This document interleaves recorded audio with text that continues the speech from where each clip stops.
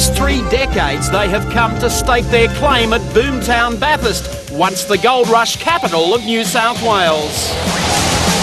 The scenic, if not ego-bruising 6.2k public road course is used only sparingly for motorsport, but its reputation as Australia's greatest racetrack remains firmly intact. Mount Panorama is simply unique. It's been user-friendly over the years to Peter Brock, Alan Moffat, Alan Grice, Jimmy Richards, Larry Perkins, John Goss and Dick Johnson, who have conquered more than once. Today, members of the old school will once again take on the young guns at their own game in perhaps the most fascinating touring car contest of them all. Former world motorcycle champions Wayne Gardner and Johnny Cecotto will play their part. So too European stars Clouds Niedzwitz, Manuel Reuter and Anders Olofsson. Last year's winning combo of Jim Richards and Mark Skaife are in the lineup, despite Gibson Motorsport's failure in the Supreme Court to have Miss Godzilla enrolled at Weight Watchers. And as we prepare to say ta-ta to the GTR, Ford returns to Magic Mountain with its new generation 93 spec Falcon V8. So who will it be? Nissan? Holden? Ford? Or the beaut little BMW? The 7 Network welcomes viewers around the world to Mount Panorama Bathurst and the 30th anniversary of the world's greatest touring car race, the Tooheys 1000. Hello and welcome to Bathurst for one of the great days in Australian sport. It's the day of the great race, the Tooheys 1000, the once-a-year motor race which attracts the attention of every sports fan. And today is an historic occasion, the 30th anniversary of the event at Bathurst, the end of one brief but very successful era, the Turbos, the recommencement of another era, Commodore versus Falcon.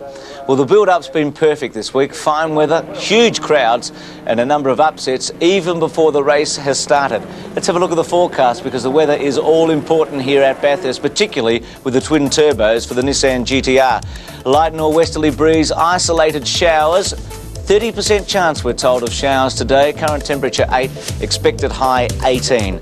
Well, Gary Wilkinson joins me. And Gary, 30% chance of showers. I'd like to be taking the 30%. It looks about 70% at this stage, doesn't it? If I were a betting man, I'd be putting my money on rain. I think it decidedly looks like that. The race this year is already a very complicated equation, and the weather is going to complicate it even further. I think that's the fascinating mix this year, the unpredictability about the race. And we saw that in evidence yesterday during the Tooheys Top 10. Yeah, but add to that the fact that we're ringing down the curtain on the turbos, the Nissan GTRs, the Sierras. We're bringing in new cars, the big V8s that are coming back. And we've got people like Larry Perkins and Tony Longhurst, whose cars that they've had now for 2 years are running better than ever. 2.5, 3 seconds faster than they were last year. And so they're right in there. And in the wet weather as well, the BMW would come into its own. Now, yesterday you were yes, but is it too early now to ask you for a tip? No, I'm tipping Richards and Skaife to beat Longhurst, and third place, Clouds Niedzwitz. OK, 1, 2, 3 from Gary Wilkinson. Let's join Mike Raymond in the race centre. And Mike, there's already been some drama this morning in the warm-up.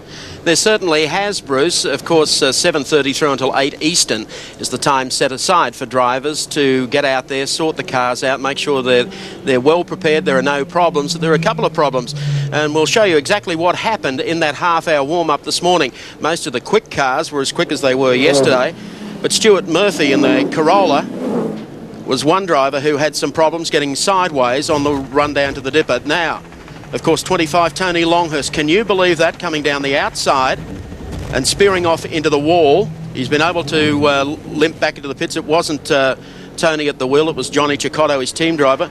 And Wayne Gardner, who was sensational on 2 wheels and actually found the rough right at the end of Conrod Straight in the Triple M Strathfield car radio entry. Well, Johnny Cecotto, I think, is feeling the pinch at the moment, and down there around the BMW pits is Johnny Brady. Thanks very much, Mike. Johnny, just if you could tell us how it happened. Obviously, you couldn't get a bigger blow at this time. Well, I was in a slow lap coming into the pits, and a very slow car, a little car on the left side of the road moved completely to the right immediately without seeing me. He let pass a car in front of me, and when I was coming, he blocked me completely. I braked hard not to hit him, and I was close to hit him. I I try to spin, but by spinning I hit the wall. The damage is pretty severe. The TAFE guys down here trying to straighten up a chassis rail. Well, the front is quite bad. I hope they can fix it. All the best. Thanks for your time. Thank you. Well, some drama there right at the start with the Longhurst Chicotto team. Let's hope they can fix it. They've got just 2 hours to go now. We spoke to Mike a moment ago about the drama this morning. We had lots of drama here yesterday in the Tooheys top 10. Grice was the first gun to run in the HRT 93 Spec Commodore, but his exit at Hell Corner was not according to the manual. The excursion split the front air dam, but the honourable member for Broadwater still nailed down a respectable lap of 2:16.215. Peter Perfect followed in the mobile machine, and as you would expect, he was neat and tidy, though lacking a little grunt down Conrod Straight. 2:16.459 was not too shabby, unless, of course, your name was Brock. Very poor time. Tyres a bit cold. Need a few more laps, I think, to get them warm, but oh well, that's the way it goes. Much was expected from Klaus Nietzwitz in the Alan Moffat Synova's Vitamin Sierra, but he unfortunately made a couple of errors and they cost him dearly. 2 minutes 16.943 means he'll start from row 5 today. And keeping him company will be the exuberant Tony Longhurst in the B&H BMW. He was 5th fastest on Friday, but without the benefit of a draft, slipped back to 9th. Still a marvellous effort. Oh mate, I got a good tow from Larry yesterday, but listen, I'm wrapped. That's a good lap for me. Last year's front row man, Mark Gibbs, was deceptively fast in the GIO Nissan GTR. He cut a smooth lap of 2:16.168 and will start from the outside of the 3rd row. Holden Racing Team came to the mount with 2 new VP Commodores, and this man made sure he delivered the goods. Thomas Mazzera howled around the track in 2:16.028 to be 5th fastest on the Panorama pole queue. The real cheers on the day, though, were reserved for Glenn Seaton in the lone Falcon EB V8. His Peter Jackson Ford certainly looked the goods, and it delivered as well. The baby-faced assassin, the chaser of the Commodores, Glenn Seaton. He really is one of the great drivers in Australia. Still only a young bloke, 27 years of age. Seems like he's been driving forever. Had a few niggling problems with the car during the week. 1:11.40. Ah, scorching. Seaton is really flying. Coming down beneath the Bridgestone Bridge. Last corner comes up at the end of Subaru Straight for Glenn Seaton. They're already cheering here, the fans. They got the checker at the ready as Glenn Seaton punches it across the line to complete his first lap in the EB Falcon V8, the Peter Jackson entry here at Mount Panorama. Well, he was a second faster than Thomas Mazzera across the top. Look at that. He's gone under by a mile. 2:14.971. If these 93 spec cars got some potential, look at that. Yeah, I'm wrapped. The car was just absolutely fantastic. It's been a credit to the whole team. It's taken a long while, but we're there now. Defending pole champ Mark Skaife was the popular pick to make it 2 from 2. His twin-turbo Winfield GTR charged up the mountain, but 1,500 kilos is a lot of weight to carry. Under the circumstances, his lap of 2:14.546 was a beauty, though not good enough to make the front row. 2:14.56, a little at what you would have been expecting. Yeah, a little bit, but you know, as I said before, with the Sierra you can wind the boost up to get more straight line speed, so that's about as good as we could do. Spectators have warmed to Larry Perkins since he blitzed the field in the recent Sandown 500. Yesterday he silenced his critics with a marvellous lap in the Bob Jane T-Mart's Commodore. It may well be an early model VL, but Larry has a knack of coaxing more from a V8 than even the factory boys. Listen to the cheers up here. He's got a huge following here at Mount Panorama. A lot of Victorians here. Just brushes the brakes off. Cuts the road down as short as he can. The crowd going berserk. Larry's a big favourite up here. Doing a superb job. 1:11.384. This will be a good lap from Larry. Well, he's looking for a 2:14.5, 2:14.6, I'd reckon, but we'll see what happens when they stop the clock. Time about to come up. 2:14.431, spot on for Larry Perkins. Yeah, that's as good as I could do. It felt very good. We've got to keep it all together for tomorrow, but that's as good as I could do, and wait and see. Dick Johnson's last pole win at Bathurst was in 1989. The history books show he went on to win the Tooheys Classic that year. History might well repeat itself this weekend. because he got the first leg of the double up yesterday, and with consummate ease. Fellow who has won the Great Race twice. Swan song for the Sierras. Ooh, Johnson gets sideways under power. Enormous power these things generate when they get on the boost. Johnson riding it right on the limit. Shell team had a few engine problems earlier. They 1:10.91. Outstanding, the fastest time to the top of the mountain. This is a stunning time from Johnson. Are they getting some speed out of these things? Ross Stone came aboard the Shell team this year. Instigated a new suspension and engine development program. These cars really have been the highlight of the Ford Sierras in the Touring Car Championship. Johnson swings in hard on the brakes, maximum braking. He tries to squeeze every ounce of performance out of this car. He's done a fabulous job. Tommy Smith and the boys at Shell be happy about this lap that Dick Johnson is cutting at Mount Panorama. This could be the leader of the pack shortly. As Johnson comes down to the final corner at the end of Subaru's straight, the checkered flag is out and Johnson takes the Shell Sierra across the line. Very smooth, very precise. 2:12.89. There's no fox like an old fox, Dick. Well, the greyer the hairs, I think the faster we go. You've let Johnny Bower set the fastest times the last couple of days. People were even surprised you hopped in here. You certainly proved it. No, well, the car feels good. I feel good. Must be all those 3 kilometres I swim every morning. So here's how the top 10 will line up today. Johnson and John Bower on pole in the Shell Sierra.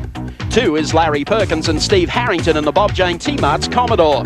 From 3, defending champions Mark Skaife and Jim Richards in the Winfield Nissan. 4 is the Peter Jackson Falcon to be shared by Glenn Seaton and Alan Jones. 5, the Holden Racing Team Commodore of Thomas Mazzera and Bradley Jones. Position 6, the second of the Nissans, the GIO GTR of Mark Gibbs and Rowan Onslow. From 7, the 1990 Great Race winners Alan Grice and Wyn Percy. 8 is perennial favourite Peter Brock and Manuel Reuter in the Mobile 05 Commodore. 9, the remarkable B&H BMW of Johnny Cicotto and Tony Longhurst. And rounding out the 10, the Synovus Vitamin Sierra of Klaus Nietzwitz and Greg Hansford. Gary, we've been talking Group A's, and obviously they're the cars that everybody's particularly interested in, and the new spec cars this year. Absolutely. But there is another class here, the 1600cc. You mean the Corolla class? I do mean the Corolla class. Yes, a field of 10 cars, and they are all Corollas, and it is very interesting because there's a guy called Jeffrey Full running in this who's won the category the last 2 years and is running again this year, and every year he's had a different partner. So if he can pull off 3 in a row with different driving partners, he'll be a genius. But the rally boys, the Bates twins from Canberra, were the fastest qualifiers there, ahead of the Bargwana cousins from Sydney, and then Full with his partner Peter Verheyen. So yeah, there's a lot of interest in that class as well. Okay, that's the form guide on the 1600cc. We'll keep an eye on that. Group A, of course, most important. Mike Raymond over in the race centre is about to take a look at the full grid. Yes, thank you, Bruce. It's been difficult to try and frame a market. I always said that I thought Richards and Skaife were odds-on certainties. But my co-commentators who I welcome this morning, Mark Osler and Richard Hay, guys, you might have other ideas. I can't see anything different to the Nissan GTR winning this race. That number 1 car is just bulletproof reliable. We've seen that all week and certainly throughout the Touring Car Championship. And don't forget, Bathurst really is turbo country. The turbos love this circuit. They produce a lot of torque, and with these lower temperatures, it's really going to suit the turbo cars. So I can't see anything beating the GTR today. What about you, Richie? I think the Nissan would have to be favourite, but don't forget the Commodore. Wyn Percy and Alan Grice, they won 2 years ago. They finished second last year. And Alan Moffat has brought over Rudy Jagenberger to prepare his Sierras again. That's something worth looking at. We might take a look at the entire field, how they will line up today for the 92 edition of the Great Race. Pole position, of course, has gone to Dickie Johnson. Sensational, outstanding performance there. Let's pick up, we've given you the top 10. Out of 11, it's Olofsson and Crompton in the second of the Winfield Nissan GTRs. Bond and Smith in the Caltech Sierra start at position 12. And out of 13, it is, of course, O'Brien and Bradman in the Synovus Sierra. From 14, it's 3.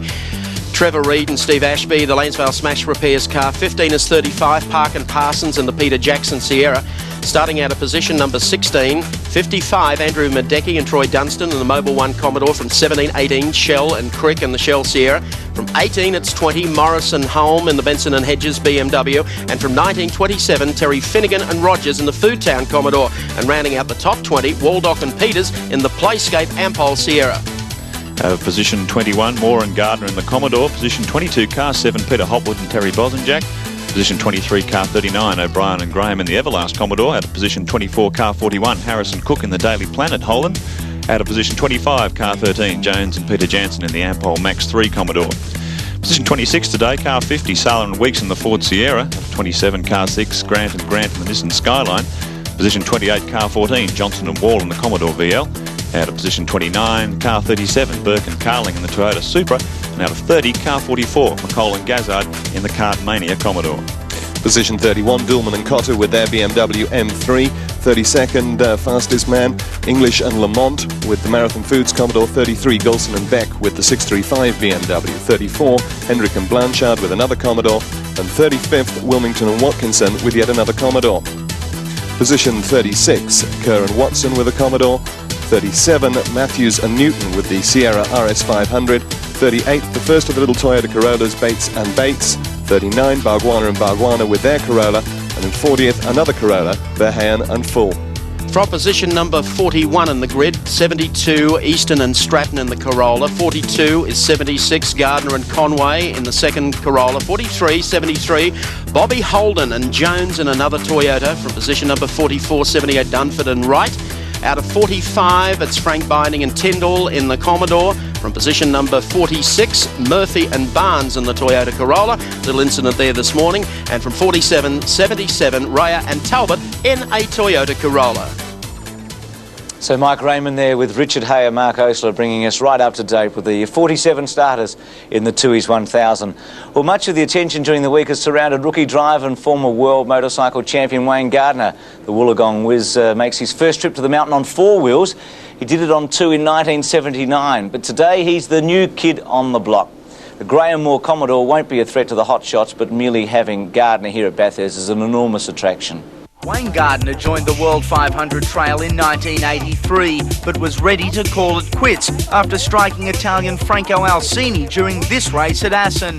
The young rider was convinced he'd killed Alcini, whose helmet parted company with his head. Apart from a stiff neck and a king-size headache, he was okay. Gardner was the king of the two-wheelers in 87. He won the World Championship and, like most Aussies, was considered an overnight success. The Rothmans Honda rider will always be remembered for his gutsy performance to win the Aussie GP at Phillip Island before 90,000 fanatical fans. 1 week later, his career was on hold after a nasty spill at Laguna Seca. But above all, Gardner's best race came at the island when he battled a machine virtually falling to pieces beneath him to win his second Aussie GP. I'm pretty happy for the second year running, so yeah! 92 promised so much for the Wollongong Whiz, who was ready to race teammate Mick Doohan for the title, but this mistake at Suzuka was to put him out of action for most of the year. When he did settle on a retirement date just before the British GP at Donington, he felt relieved, and just to silence the knockers once and for all, he went out and blitzed the field, much to the delight of the British supporters. 2 days later, he was at Hockenheim in Germany testing out a BMW to see whether 4-wheels could be as much fun as 2. His only previous 4-wheel experience in serious machinery was at Sydney's Parramatta Raceway, where he was bitten by the sprint car bug, and he aims to play on the clay again this summer. It's, I guess, a power-to-weight ratio and a feeling of, that grunt coming up the corner. I guess that's what I'm hooked on. Our handlebar hero returned to Germany 2 weeks ago for the DTM race at Nürburgring. He had to pre-qualify, but did that easily, wringing the neck of the little bimmer and giving a couple of the notable F1 lads some hurry-up along the way. Being Wayne Gardner isn't going to give me results. I have to work hard for the results. So, as I said, the opportunity was there to get my foot in the door. Now that's happened. Now I've got to try and produce the results.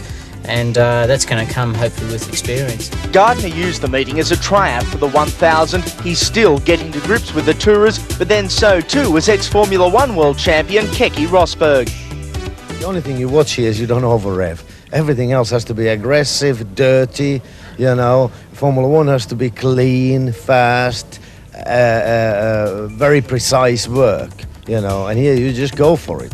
Wayne has certainly been the centre of attention since he arrived here to join the Graham Moore Strathfield car radio team. Being in the spotlight is nothing new, but he won't be drawn into predicting where he'll finish in the field. I've put the point across to the people that I am here to learn, and you're right, I am a rookie, and I am treating it as an experience thing, and I do want to walk away here, have a bit of fun, keep the car off the wall if I can, and just to enjoy the weekend. This is undoubtedly Gardner's most difficult challenge. No longer is he a certainty for the front row. The VN Commodore will start midfield after some steady qualifying times. just being out there for 1,000 kilometres, or half of it anyway, I think that I'm going to be mixing with traffic, get more confident with the car, what the car does, and try and keep out of trouble. And I think by the end of the day, I think we should run okay. I think if we can be in the top 10, I think we'd have a great day. But this morning hasn't nearly been as kind to Wayne Gardner. Wayne, a pretty rough warm-up this morning. Well, it's been a rough week, let alone warm-up, and I think the warm-up sort of capped the whole week off. But it's okay, it's better to do it in practice than in the race. And the car feels really good this morning. We've got it set up really well, and it feels great to drive. And in fact, I've gone quickest I've gone all week, which is a start. And I came down Forest Elbow. There's a lot of fiberglass everywhere. Apparently, Chicotto hit the wall and left a lot of debris. I couldn't avoid it. I ran over some of the spoiler and I punctured my front tyre. Got down the end of the straight, jammed the brakes on, and of course there was no grip from the front with a flat front, and I just drove it straight into the sand and buried it, and I started playing in the sand from then on. I guess the sand, though, it's a nice difference to some of the walls you've hit on the bike when you get a flat tyre. Well, my eyes are about this big, going up the end of the straight, but the nice thing is I got out and I said, that didn't hurt. That was really great. Okay, Wayne, we certainly wish you all the best a little later on. Thank you. Well, one man who's really dominated over the last 12 months has been Mark Skaife. He's been in brilliant form, just 25 years of age. He's a defending champion here. He's the touring car champion of Australia. Unlike the Nick-Eye Dow, everything has been coming up roses for Mark Skaife over the past 12 months. The 25-year-old has enjoyed a dream run in the GTR Orient Express. He took pole last year for the Tooheys 1000 and then went on to partner Jim Richards in the winning Nissan twin-turbo two-door. The handicappers may have caught up with Godzilla this season, but the high-tech Winfield team car still had an edge over their opponents in the Shell National Series. Skaife took the lead almost from the outset of the championship and systematically tightened the screws as he and Richards ran amok on the way to the Oran Park Grand Final. Not content with dominating one category, Mark Skaife has also found time to set up a repeat of his Gold Star success during season 91. Yes, it's been a remarkable 12 months for the young driver, so if you intend having a little wager on the outcome of today's mountain marathon, the money looks safe on Skaife.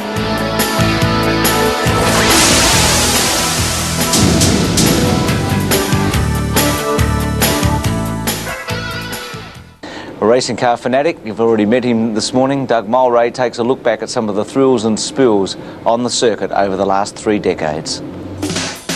A cheery and sincere commentator's welcome to 7 Sports Classic Crashes, 9 of motor racing's major moments on the mountain. Crash A is the Vauxhall Viva from the race of 67. A lot of prestige for a driver being included in our Classic Crashes segment. This character was so keen to be Crash A, he even had a big A painted on his door. He said, "I want the big A," and he got it. Crash B, the unforgettable side of Dickie Johnson, carving out a Falcon-sized shortcut to Lithgow, right through the mulga. Here it is again. Dickie Johnson doing so much damage to the forest that year that Sting later wrote a song about it. Crash C features the Japanese driver Katayama, who came out here for the race in 67. Ooh, very nasty. Still, the medicos were quickly on the spot for this one and even managed to get the bandages on without removing his helmet. Kevin Bartlett featured in Crash D. Kevin's always given the punters great entertainment and pointed out to the crowd quite quickly the same thing my father pointed out to me on entering puberty. Never trust rubber. Quite a promotional coup for Kevin in this race, managing sponsorship not only from Channel 9 in Sydney, but also from Channel 6 in Hobart. Crash E involved just about everyone, but mostly Scott Tom Walkinshaw, who won the race in a Jaguar in 1985, but didn't fare nearly so well here in 84. In fact, he never got off the line, finished before he started. Motor racing's answer to premature ejaculation, really. Poor old John Goss, who owned the car, was so upset by the crash, he was speechless. The only positive aspect of the whole incident. Crash F is Bill Brown's spectacular rollover from the great race of 1971. Brown was a lucky man to survive this one. In fact, he was so glad to be alive, he donated his driving suit to the Mount Panorama Museum. Although the sign on the suit doesn't read Bill Brown's driving suit, it actually reads Bill's Brown driving suit. Yes. A Crash G should gladden the hearts of RSL members all over the country. Germany's finest, getting all sideways before a crowd-pleasing headplant in the dirt at McPhillamy Park. As a Jaguar lover, certainly my favourite stack in the pack, but a sorry sight for lovers of the three-pointed star. And let's face it, a lot of people really dig Mercs. Take Phil Ward, for example. Now, Phil, don't be like that. Incident H features the immortal 05 car, an Australian motor racing legend. Not a vehicle that we'd expect to see in an accident, not in the hands of Peter Perfect. Let's see it from another angle now. And in fairness, point out that it's actually co-driver Andy Rouse at the wheel, not Brocky. Brocky was actually back in the pits, picking out a new co-driver for next year. Our final classic crash, Crash I, involves the Cabbage Commodore. You'll notice the plume of smoke billowing out behind. That's a blown engine, and an expensive incident for a largely unsponsored privateer. Still, he's had the presence of mind to park well off the circuit there and out of harm's way. Oh dear. Mr. K, it's not your day. Well, that's it. Classic crashes A to I. Now just put them into alphabetical order and prove the critics of the Australian education system wrong. Well, there's no doubting what a lot of the fans have come here to see today at Mount Panorama, and that's to see the Red Terror on pole position again. The number 17 Shell Sierra of Dick Johnson and John Bowd. Dick, a sensational effort yesterday. Can you repeat that performance? Not up to speed, I mean, but can you repeat that in the race today? I sincerely hope so, Gary. Everything's looking good for us. We've seemed to have everything sorted out very well, and we're certainly looking forward to the race. Mr. Bob Campbell is here on behalf of the Seven Network with a big fat cheque for yesterday's effort. Dick, $15,000 to his Top Gun for pole position. Congratulations and good luck today. Thanks, Bob, and thanks, Channel 7. And to be quite honest, I just can't think of another team that deserves it as much as ours, I can tell you. Good luck, Dick. Thank you.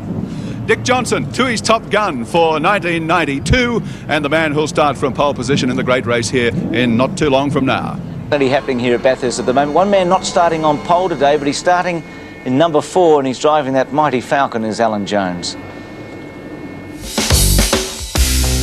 Alan Jones left his homeland early during his racing career to become a big fish in a large ocean. And he succeeded.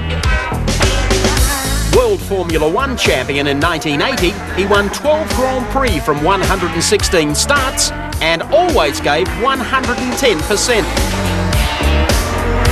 AJ's driven everything from F1 to Indy and Can-Am sports. Today he prefers to stay at home, race tourers and be serious about Bathurst. He finished third here in '88 with Colin Bond before joining Tony Longhurst's B&H team for a solid attack on the Shell Nationals and the Tooheys 1000. Less than a week after the 93 5-litre V8 touring car formula was announced by CAMS, the Jones boy was on his way back to Ford thanks to the Glenn Seaton Peter Jackson team.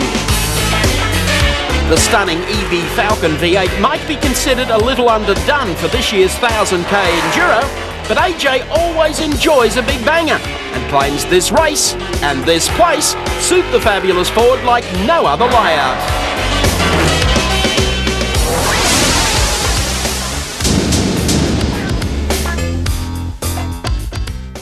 It's now time for the singing of the Australian National Anthem. Now, 2 years ago, we invited a gentleman here to perform this for us, and unfortunately, an accident befell him which almost cost him his life. 2 years down the track, we're happy to invite him back to sing Advance Australia Fair, the legend of rock, Mr. Cole Joy. Thank you.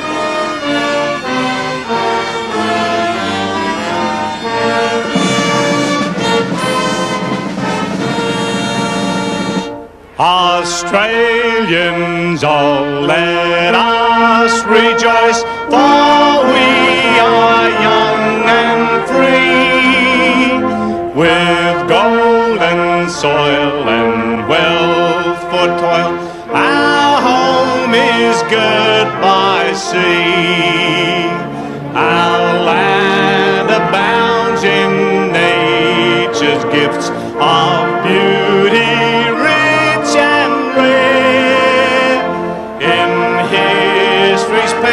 Let every stage advance Australia fair.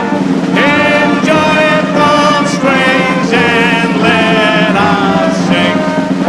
Advance Australia fair. What a fabulous reaction from the spectators here at Mount Panorama Bathurst to Cole Joy, the rock legend, singing our national song this morning before a capacity crowd along the front straight, along Pitt Straight here at Mount Panorama. They've come ready for a big race. Let's go back to Gary. It's time to fire up the field for the 1992 Tooheys 1000, the great race, and it's my pleasure to introduce the Grand Marshal for this year's race, the President of the Confederation of Australian Motorsport, Mr. John Large. Thank you, Gary. It's a great pleasure and a privilege to be here on this, the 30th anniversary of the running of the great race here at Mount Panorama Circuit in Bathurst, and the dawning of a new era in Australian motorsport. Now, I know the whole of Australia's waiting, not to mention some several million viewers from around the world. So without further ado, it's time to commence the running of the 1992 Tooheys 1000. Gentlemen, start your engines!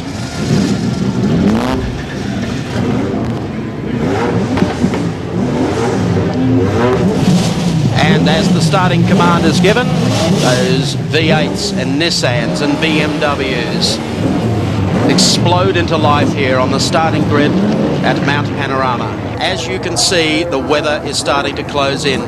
There being talk all day, a 30% chance of rain. I think that's blown out in the market. It is certainly looking very much like rain within an hour or so, but we have the competitors forming up.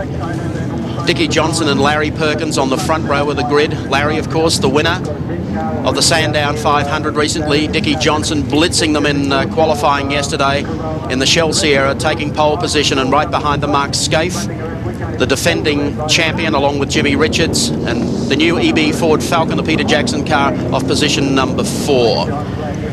As I mentioned earlier, a tremendous crowd here at Mount Panorama for this fabulous sporting contest. We're not too far away from the start. 16 is, of course, the Holden Racing Team Commodore, Win Percy, Alan Grice.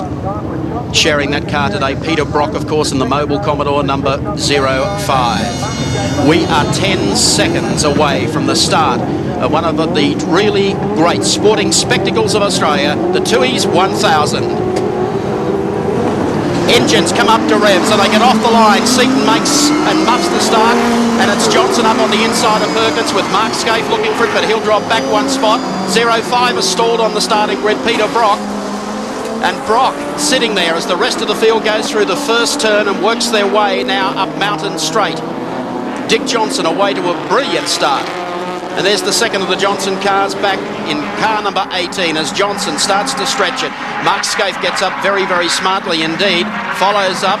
Mark Gibbs also away to a great start, the first of the Commodores, and Seaton now starting to pick it up. That's Thomas Mazier in the 15 car, qualified so strongly as they go over Repco corner and head up the mountain for the first time. Fabulous sight.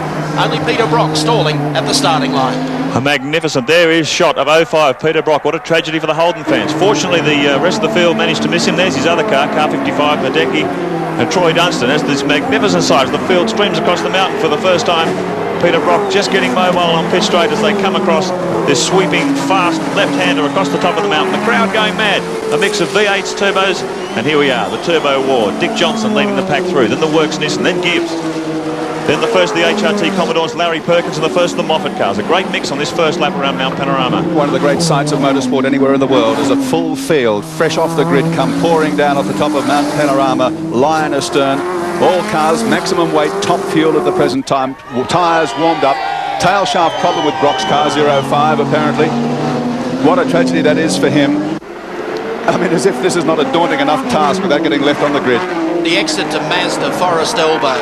We see the number 15 car go through on its way down the straight. Thomas Mazier at the wheel of that, beneath the GIO bridge.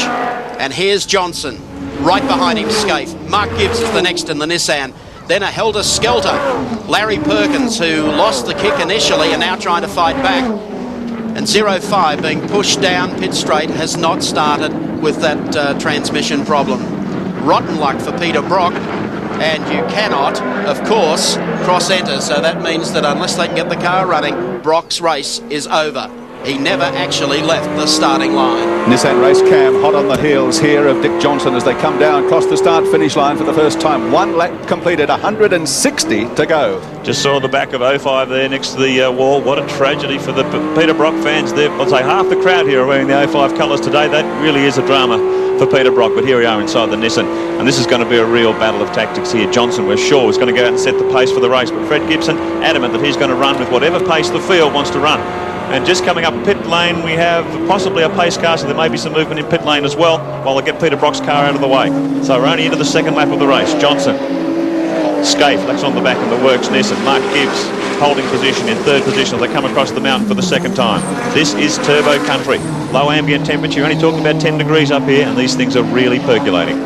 Well, we'll certainly be able to generate pictures for you today from Dick Johnson's car, courtesy of Dunlop, and certainly the Mark Skaife Jim Richards Nissan. Unfortunately, we can't do that with the Peter Brock car, the 05 car that is out of commission. There's the gap, first to second. Skaife just sitting in behind Dickie Johnson as we take the rear view of our Dunlop race cam. That's the gap, first back to second. And then a similar gap back to Mark Gibbs, doing a great job there in the GIO Nissan GTR. Back behind them, it's helter-skelter. There's about 5 or 6 of them debating fourth place. To the dipper, DJ, the pride of Queensland. And right behind him, closing for the kill, is Mark Skaife in the early stages of this 2E's 1000 for 92. Yeah, they've made a bit of a break now on Mark Gibbs, and Skaife definitely sitting right on the tail of Johnson, looking for a passing manoeuvre here as they line up on Conrod. Out of Mazda Forest Elbow again, down Subaru straight. There's the gap. Johnson's car running beautifully. Always a strong qualifying car in the Shell Australian Touring Car Championship this year. But the team that put the points together was, of course, the Winfield Team Nissan with Mark Skaife, and he is the national champion, not only in the Tourers, but also Gold Star champion for the open wheeler set. On outright speed, Dick Johnson Sierra is the only car that can take the battle up to the Nissans at this stage. And this first hour is going to be an absorbing contest. See if Johnson wants to try and break the back. Well, Mark Skaife ducks down the inside, and he will lead the great race as they come across the line for the third time. So a change in the lead as the Nissan GTR goes through to leader. Johnson hangs to the outside. He's going to let Mark Skaife set the pace for a while now. The Dunlop race cam shows the gap, first back to second as they work mountain straight. As you've seen all week, straight line speed, there's nothing in this with these cars, and Dick's got the advantage of the toe. Pulls out of the draft, and this is just sheer horsepower. Aerodynamics working on these cars, 280 kilometres an hour as they head up mountain straight. Dick's trying to blow him off before they get to the right-hander, but I don't think he'll make it there. Skaife goes deeper under brakes. These guys will be mindful these cars are running on full tanks of fuel, new tyres, and they've got 6.5 hours of racing to go. And car 9, the O'Brien Brabham car, into the pits early, front wheels coming off. Looks like new tyres, nothing happening with the brakes. I wonder what's going on out there this early in the race. John Brady? Yes, Mike, it looks like it's tyres, and that's all. Rudy Eckenberger hopped in to try and have a quick look at the telemetry, but pulled out of it very quickly. And the car back in action. Hard under brakes, Standard Celtic's chase. Johnson still hanging in second. Good position for Mark Gibbs, Rowan Onslow and Bob Forbes' GIO GTR. A watching brief, sitting back in third place. I notice another one going into the pits very quickly, the Kevin Waldock Ampol Playscape Sierra for an unscheduled stop, and they're also about ready to change tyres. By the look of it, they've got the hood up. John Hewson there working on the front right wheel, but there's something a little bit more important. I believe there's clutch problems with that car. Bonnet's up, and that's a drama for Kevin Waldock. This car normally bulletproof, certainly has been at Bathurst over the last 2 or 3 years, but having problems very early as we go back to the GIO GTR. Mark Gibbs at the wheel. I believe the Synovus Vitamins car that came in, that Charlie O'Brien, the problem was that they'd flat spotted the tyres. Worth keeping an eye out for his teammate though, Klaus Niedzwitz in the other car. Niedzwitz now up to 4th place, having started from 10th on the grid. Look behind Larry Perkins. You've got Perkins, who started on the outside of the front row, and Glenn Seaton in the Peter Jackson Falcon V8 has moved up right behind Perkins. Then you have the 2 Holden Racing Team Commodores, Thomas Vazira, then of course the 16 car. Fabulous battle here on Conrod Straight. Look for the power. And it looks like Percy Win Percy was slated to start on the car. Well, there are only 4 of the new spec V8 cars in the race. 3 of them basically are on screen right now, and the other one, Peter Brock, unfortunately, still in the pits. It's a good scrap going on here. Glenn Seaton in the Falcon, dueling with the HRT Commodore Thomas Mazira. And on the subject of Brock, here's John Brady. Yes, thanks very much, Gary. Peter, a far from perfect start. You just let the clutch out and crunch. Yeah, I guess it's breaking a tail shaft. It's a brand new tail shaft put in this morning, which purely precautionary. And I could say 12 years racing Commodores, we've never broken one. So it's a rather interesting situation. I'm just thankful that the drivers coming up behind me there gave me enough berth, because boy, oh boy, I was looking at that mirror for a while, I'll tell you. Well, Peter, I hope it gets better for the rest of the day for you. At least you'll try and get it back out there. Yeah, we'll get it back out there. Took a bit of time to convince the officials to push me to pit lane, but we're there. Thanks, Peter. Thanks, John, and to Peter Brock. Colin Bond in the pits. So is the second B&H car, the 20 car. Denny Holm car, he's sharing with Paul Morris. We've been watching this fascinating scrap. It involves Larry Perkins, who's running in 5th, of course. It's an unscheduled stop from car 20, but this battle, Win Percy on the move. Car 16 overtaken car 15 with Thomas Mazira at the wheel, and the new 93 specification Falcon locked in between them. And just ahead of this bunch, Larry Perkins. So the V8 settling down into some sort of a race pace at the moment. And the turbocharged cars for outright speed certainly with a big advantage up here today. Over the top of Castrol, magnificent shot there as they come down through the dipper. And that's the order we're following, the 5th, 6th, 7th and 8th. And I think on the back of the V8 brigade is the second works Nissan of Crompton and Anders Olsen, running at a more conservative pace than number 1, obviously. That car moving up all the time now, up to 9th position now. As they come down the straight, we go to the pits. And the Colin Bond car in, unscheduled stop, the hood is up. Consulting with Colin, not a lot happening there. This is a disappointment for Colin. This is a brand new car, built specially for Bathurst. Johnny Brady's on the spot. Yes, mate, they've got a bit of trouble here with the engine. They just haven't sussed quite what it is. As you say, brand new car built just for this race. They'd had the shell around for a while. It's only 3 months old, and not good sign already. They're starting to go into the spark plugs there. I don't know if they've got a head gasket problem. These cars used to have trouble. They've got oil pressure problem at the moment. Great disappointment for the Caltex driver. Meanwhile, Mark Gibbs is slowly falling back into the clutches of the V8 brigade.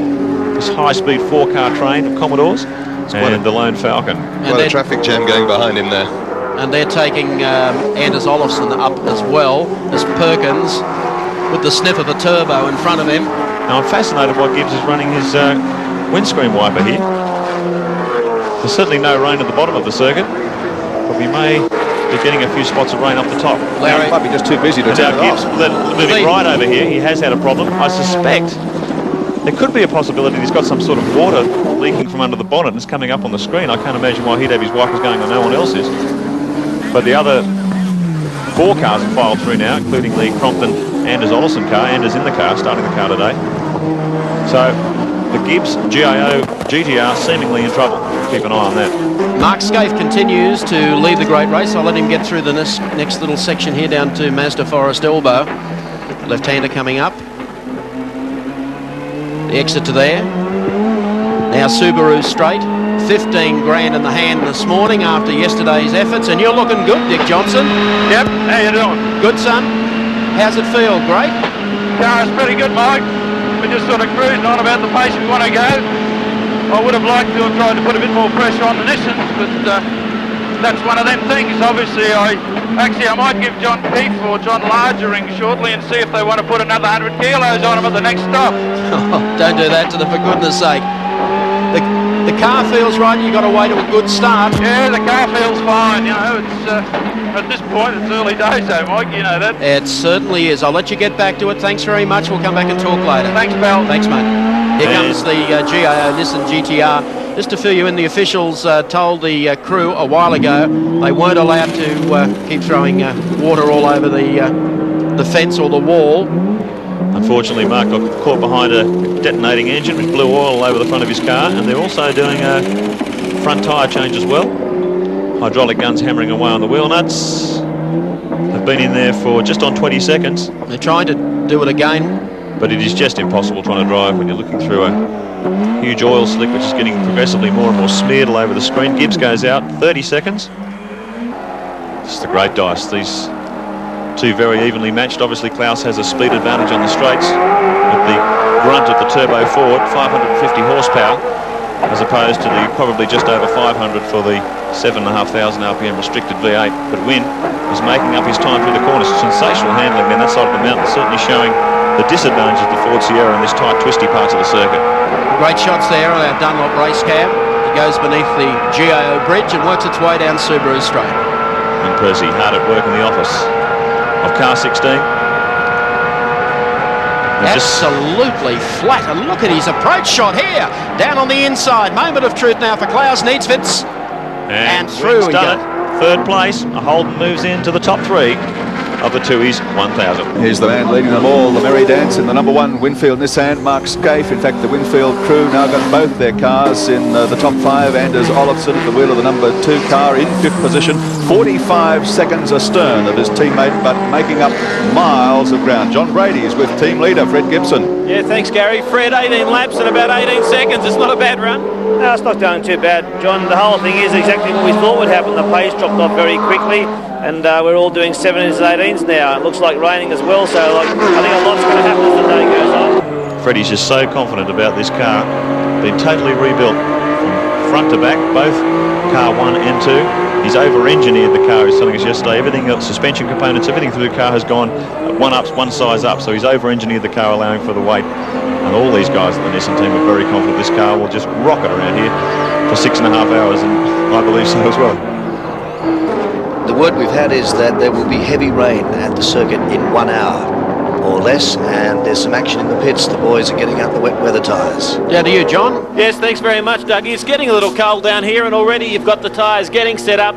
Over on the end there, you have the first set of intermediate tyres, which they would go to. They've got 2 grades of intermediates. The second one here, a slightly thicker tread, some tread that is more recognisable to the ones we'd use on our cars on the outside, and of course straightened on the inside. These again are a softer compound, and then you go to the full-on wet weather tyre, which looks basically like a very chunky road tyre. They are getting them all ready at the moment. Talk is heavy rain within the hour, and the interesting thing in all of this is while these pits get all their tyres ready, the Nissans are really taking their time over it, because they can stay out without going to the intermediates for a lot longer than anybody else. And if it happens to go wet and go dry, they won't even have to stop, and that will just make this a cakewalk for them if the cars stay in one piece. You're right, and if you come out of the garage, John, it's raining. It's raining all right. Carports of the rich and famous. It has started to, well, it's on the way to pouring here on pit straight. And it's going to be very, very tricky out there as the rain comes in. We'll see what that throws up in the next hour or so of Australia's great race. Klaus Niedzwitz just getting it a little sideways coming out of the corner, and I think he might be one of the first to head to the pits. He's going to take the punt. It's getting slippery out there. The B&H BMW was going to do the same, but that'll give you an indication of how slippery it is. Klaus. So that's happening on the way into the pits. We'll keep an eye on what's happening around the racetrack. You don't want that happening to you on top of the mountain. Klaus comes into the Moffat pit. Got the clocks going on him, a quick stop, get the wets on. And they're also doing some refueling there as well, making it a mandatory stop. Weren't scheduled to come into the pits a bit later than this. Lap 32 was the first scheduled stop. And look at this. This is really raining now. Mount Panorama, the track's starting to get a sheen on it. They'll be able to survive out there on slicks for a few laps, but this is going to start getting very greasy. Ooh. That's Anders Olofsson just coming up on the inside of Andrew Harris. Well, I don't know if you believe in fate, but it's falling into Freddie Gibson's lap. Yeah, that Klaus Niedzwitz pit stop is 10 laps earlier than was scheduled. If they go in 10 laps early, of course, it means a number of the lead cars coming in to do this sort of stop because of the rain will have to stop again. They'll have to schedule an extra stop. There's been plenty of drama in the pits. Car 25, Tony Longhurst, went back in again. He's rejoined in 13th position, so all that hard work that Johnny Cicotto's done has been undone. So he heads it back out on the track, and look at the amount of water on the screen of the HRT Commodore. Wynn Percy driving very gingerly as they come into Caltex Chase. I'm sure Wynn will be on his way to the pits as well. There's going to be some sensational pit activity in here over the next 2 or 3 laps. David Parsons in and out, and here's Dick Johnson coming in now to put on to wets. John Bauer stands there. He's out of the car. Dick's climbing out, and John Bowes, we take our Prima Holidays pit report. Moffat Sierra, meanwhile, has been in the pits for 2 minutes, 20 seconds. They've dropped a lap. The Peter Jackson Sierra entry, the 35 car with Wayne Park at the wheel, has been in and put wets on and rejoined the race. Car 35 has rejoined the race in 14th position. So Win Percy stays out there on the slicks, as too does the car 1. Great day at the office. Sierra, Turbo Sierra at Mount Panorama trying to catch up ground. Meanwhile, car 20, the second of the B&H BMWs, has come into pit lane as Win Percy cuts his way through the spray. This is very, very slippery out there. Car 55, Andrew Madecki car, rejoins in 12th position, out on wets. So they're coming into the pits, one after the other. Graham Moore heads into the pits, and I think you'll find that Win Percy will be pit bound now. Percy follows him. I think that may be Kevin Waldock behind them. And the two Nissans remain out there, out on the track on slick tyres. And it looks like, as you said, Graham Moore coming in. Wayne Gardner, I can see, is getting ready. I think he's going to take over that car. Oh, in the wet. Now, you talk about Bathurst rookies. Wayne Gardner's probably got the toughest job he's ever had in a car he's not completely happy with. HRT swings into pit lane. Car 16, Win Percy getting out. Alan Grice getting ready to get in. Meanwhile, Graham Moore has brought the Strathfield Car Radio's Commodore in. And yes, Wayne Gardner is getting in. So Wayne's going to have a crash course. Wrong word. Maybe the wrong choice of words there. Most unfortunate. Richard Hayes in the pits there, covering that for us. Richard? Probably trying to get out of the way here, because Gricey's ready to roll. Well, I just had the clock on that, 30 seconds. Good, slick stop. 16 rejoins in 6th position. Meanwhile, Wayne Gardner struggling to get his belts on. Graham Moore giving him some last-minute instructions. Well, if he thought this was a handful in qualifying in the dry, he's in for the ride of his life now. I've just been advised that Colin Bond is out there and circulating, but he reports no oil pressure at this stage. Well, he's not going to be out there long then, Doug. It's going to cause him some problems. It's finished. I'd say our race leader, who's allowed that to happen, Mark Skaife, is already undoing the belts, getting ready for Jim Richards. And he is now headed to the pits. What a combo, the four-wheel drive and the best rain driver in Australia to take over from you, Jimmy Richards. And of course the big advantage for the Nissans too, if the pace really backs off, they may be able to get down to one pad change as opposed to the two they were suspected to do in the hot conditions. So they'll pick up even more time if that's the case. Let's go down to John Brady for this Prima Holidays pit report. Yes, thanks, Mike. A little bit of timing for the Nissans. What they've done is they've tried to hold off onto the slicks as long as possible. It's not that far away from when they would have done a tank change and a driver change anyway. So they've decided to go to the wet weather tyres now. They've already made a big dent on everybody else. And Jimmy Richards, as you say, you couldn't get a better man to be handling the wet. And you couldn't really have a much better stock than this one's looming up for them so far. Just waiting for the churn to go in. The car seems ready as soon as the petrol drops. And when the crew's ahead of the petrol tank, that's as good as you can ask it to do. Coming up to 29 seconds now, and they're about to fly. It's pretty good for a driver change and a full set of tyres. 34 seconds, and off goes Jimmy Richards. Oh, how hot is the Winfield Team Nissan. The Mobile One Commodore comes in for a pit stop. And I don't think Ford's going for a ride. Graham Brown, Brock's team manager, in there trying to spray the demister. Well, the no fog on the inside of the screen. They're all suffering the same problem. And if you haven't got enough to contend with out there on a big greasy track, if you can't see where you're going, it's almost an impossible task. Water outside the windscreen and on the inside. Look at that, you can see that. That must be very distracting in these conditions. When you get that greasy film build up on the inside, you can Andrew screaming at them to get some more of it off. So the rain has turned this race upside down. Andrew Madecki doesn't do a lot of motor racing these days. He's a guy who does do a lot of motorsport. Glenn Seaton having a drink on the bottle. It's morning tea time. And this guy just looks so relaxed behind the wheel of a racing car, it's almost beyond belief. He's carrying our Castrol race cam for us today in the Falcon EB, running 9th on the road at the moment. And he'll hand over to another guy who's used to the wet too, and Alan Jones. He honestly looks like about a 14 or a 15-year-old, doesn't he, Glenn? especially with a tube in his mouth taking liquid refreshments. Anders Olofsson coming into the pits. Neil Crompton waiting to get into the car. We've got the stopwatch going on this change. Down to you, John. Yes, thanks very much, Mike. As we pointed out earlier, this is roughly when Nissan were going to change anyway. It just couldn't have happened better for them. They've managed to stay out on the slicks. Now they'll go to the wets. That'll make them even more dominant. And all this at a time when they were ready to go anyway. There's another driver change. Again, they're just so spot on with this crew. Again, the thing I'm waiting for is the petrol. The driver change will be a spot on. This only running about 24 seconds now, and they'll be off 30 seconds to get the driver in, change the tyres, on schedule anyway. They don't even know it's raining. No, you're right there, John. 16, Alan Grice, the Holden Racing Commodore. Number 2, rejoining the third race, as Gracie comes down Pitt Street. Into the left-hander, locking. There, an indication of just how superior that they're coming way offline as he tried to turn to help on. This is very tricky stuff.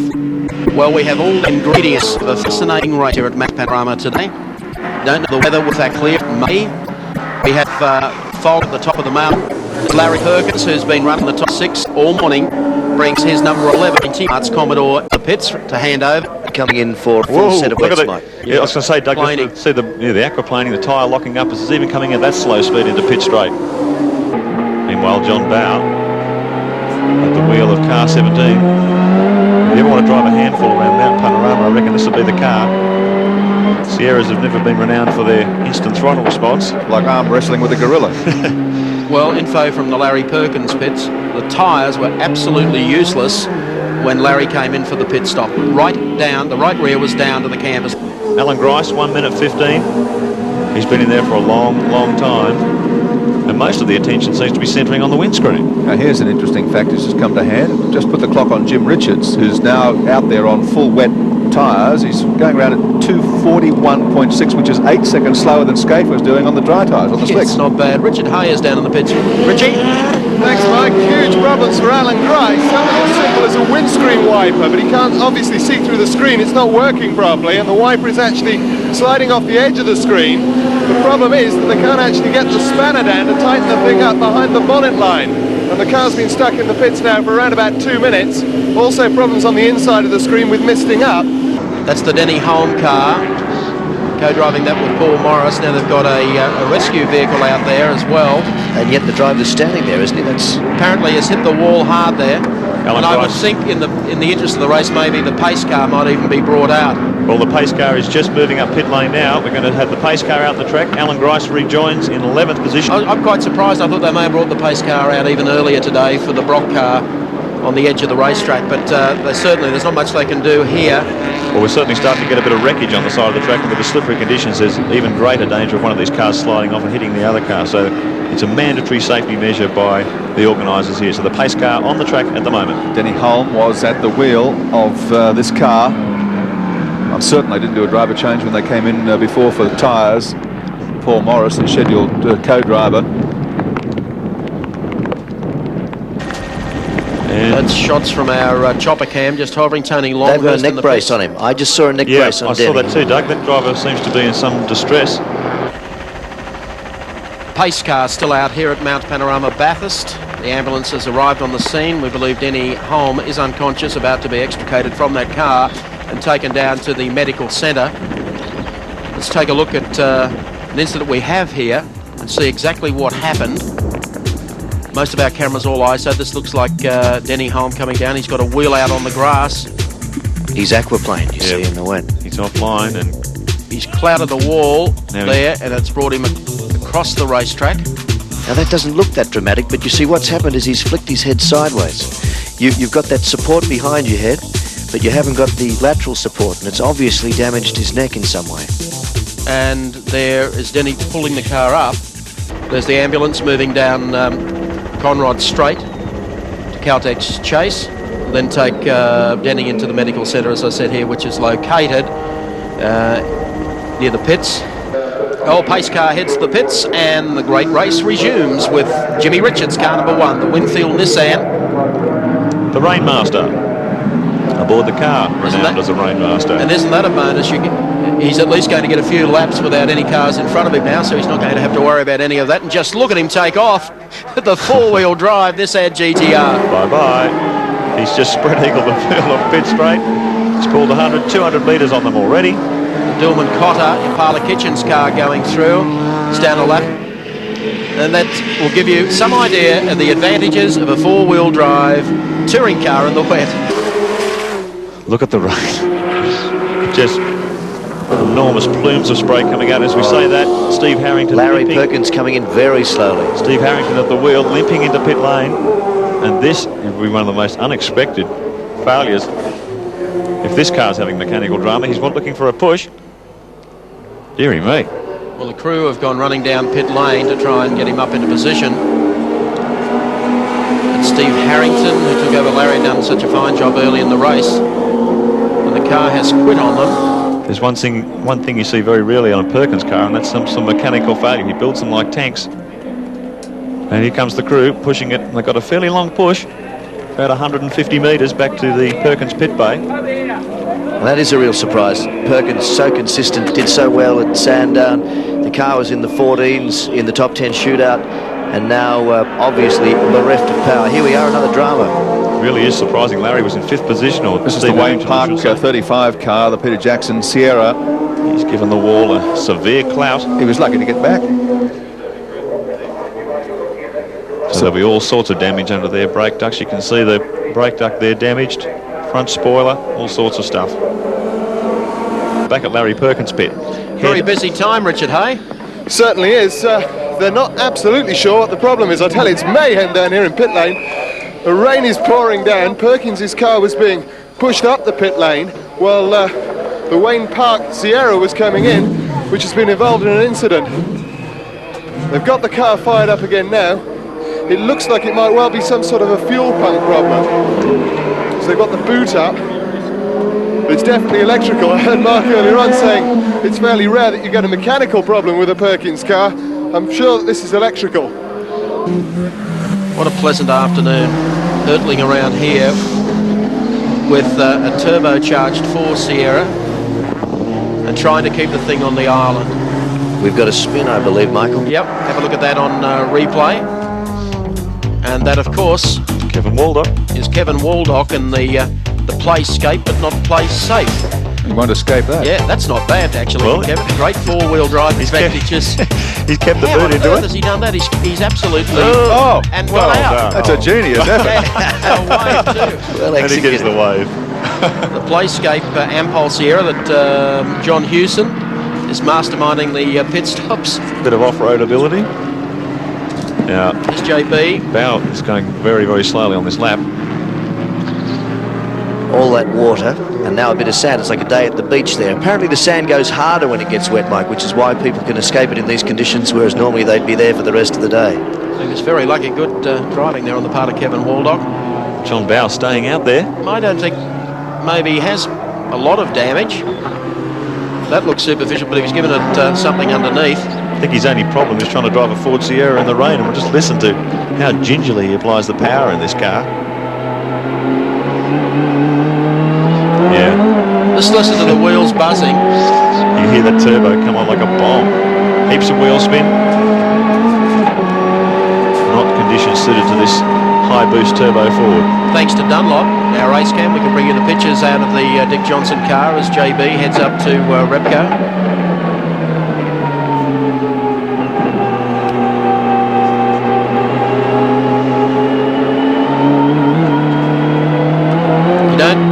Appreciate the conditions that the drivers are facing here today. Lights ablaze, punching holes through the gathering gloom as he swings down into Caltech's chase. Johnny Cicotto. He's had a long stint in that car, really. Sure has. Yet another drama in the pits. I'm sorry to interrupt you there, Mark, but car 15, the Thomas Mazzera Brad Jones car, has a blown fuse, and it's the wiper fuse. Oh, dear me. Thanks, Dougie. Amazing. Could have used the line, it never rains but it pours, but it didn't seem appropriate, did it? Car 25 still hanging on to 4th position outright. They were drying the electrics in the Moffat car, hopefully trying to cure a mess that they thought it was that simple. Meantime, Johnny Cicotto of Venezuela Gee, he's broken that loose. Listen to that rev as it heads up the hill. Tony Longhurst has yet to actually put his backside in the B&H car today. And look at that. Now that will give you some idea of the fog on top of Mount Panorama. As you said earlier, Wilco, a cloud has descended on top of it. Sure has. Vision down, minimal levels. Now, these are appalling conditions to be behind the wheel in any circumstances, let alone in a motor race like this. Just look at the way Klaus Needsvits is fighting this Sierra. Every time he gets on the power, the back wants to break away.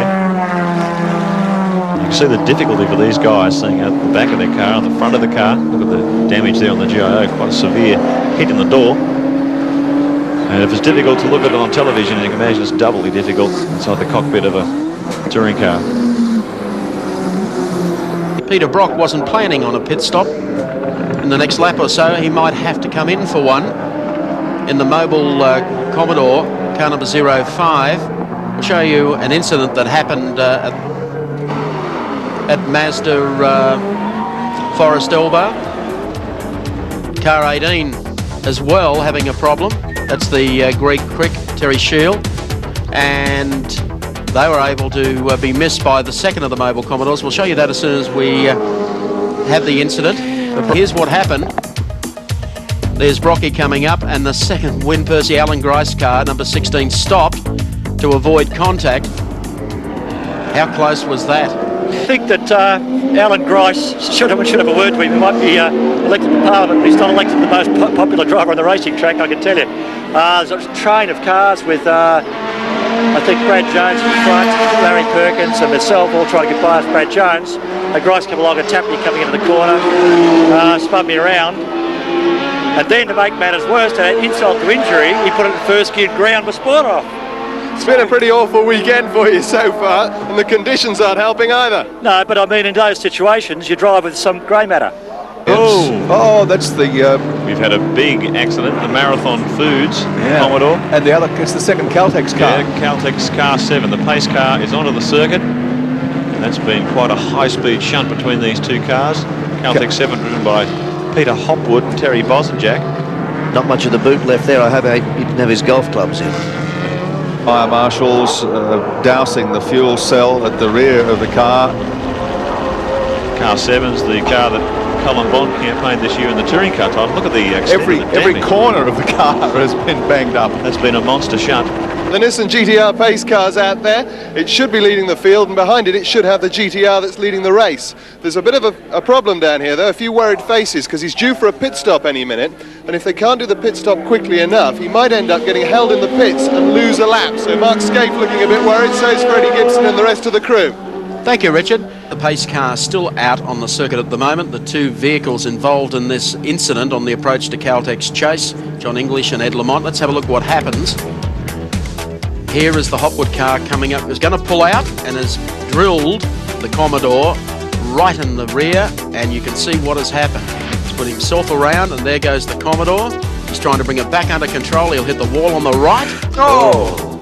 And then straight across to the left, and how on earth he has just missed being hit again. That was a very, very spectacular incident.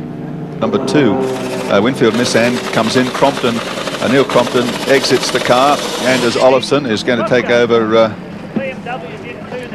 the wheel again. See, Jimmy Richards came in just a few seconds ago. That moved the number 2 car up to the lead. And Johnny Chicotto's in as well. Tony Longhurst getting into the car. So they'll do their full fuel stop, change of driver, the BMW team. And Neil Crompton. Good on Cromley. You can actually tell everyone now he led the great race. Sure did. Don't think he won't. Paul Morris there helping Tony Longhurst get strapped in. What a disappointing day for him, not getting a stint behind the wheel with that unfortunate incident involving Denny Hull. Sorry, Gary, car 25 was in position 3. This pit stop will drop them back, and Tony's yelling at the crew. He's having these major demisting problems on the front window as well. This is quite a long stop for the B&H crew, and the main problem seems to be this fogging up. And really need everything going for you in these thick foggy conditions. There's the 18 car. The problem here is that car 17 is in before them. Now Longhurst can't get out. He's being held up by the 18 car. Oh, desperate stuff. Tony be furious about this. Well, he's got a lot of time to catch up. Pace car on the way. He's trying to push it out with his fists. That's how frustrated he is. Common problem here is keeping the windscreens clean and under misted. There's been some amazing tricks tried. The Glenn Seaton Ford's been using Coca-Cola on the premise that the water might at least stick to the sticky surface and drip, whereas Brocky earlier was using half-cut apples on the inside in the hope he'd get it slippery and the fog wouldn't stick. At least in the shell pit, they've gone for somewhat more conventional means. Martha Gardner could be giving tips here. Mate, there are so many home handy tips around here today, it's amazing. If you can give me one to keep me dry, I'll be delighted. Car 15, also in pit lane. It's a hell of a way to make a living, isn't it, really? It's atrocious, honestly. In all my years of motor racing, it's the worst conditions I've ever seen. Pace car goes through our shot there, pursued by car 72, I think it was. These conditions are becoming absolutely appalling. Look at that rain now. That's sheeting down. That's torrential rain. It's a torrent. Yes, there's our track cam on the way out of Look at that. Repco corner, and that gives you some idea. You might as well stick a camera in the middle of a river. Look at the water there. The view from up here in race control is it's a little drier, but I tell you, it must be pretty worrying out there, Tim. Well, it is worrying, but we've just had a weather report from Orange, where the weather is coming from. The advice is that this weather passed through half an hour ago, and it is lifting. As you can see, actually, when you look out now, it's much lighter. We were going to keep the pace car out until the circuit's what we would call raceable. It'll still be very wet, but of course we've got a lot of streams running across the road, and once that is cleared up, we'll restart the race. There's nothing else that makes for an interesting day's racing. It makes for a long day's racing. Cars under the pace car, we should get away to a start next time around. Lights are off.